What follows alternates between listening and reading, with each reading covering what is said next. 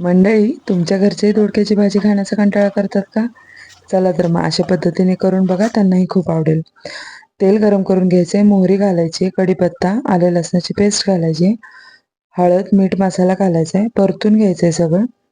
आता मी इथे हरभऱ्याची डाळ भिजत घातली होती, ती घालूया. छान एकजीव करून घ्यायचंय सगळं. आणि दोडक्याचे मी बारीक काप करून घेतलेले, ते पण घालून घ्यायचे, परतून घेऊया. आणि छान आपलं परतून झाल्याच्या नंतर आपल्याला टोमॅटो चिरून घ्यायचे. खूप बारीक असे नाही चिरलेले मी टोमॅटो, वरूनच घालायचेत आपल्याला.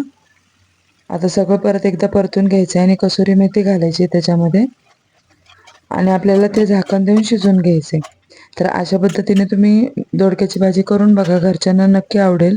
आणि जर तुम्हाला माझ्या रेसिपीज आवडत असतील तर आपल्या चॅनलला नक्की सबस्क्राईब करा. पुन्हा एकदा भेटू अशाच एका व्हिडिओसोबत. थँक्यू.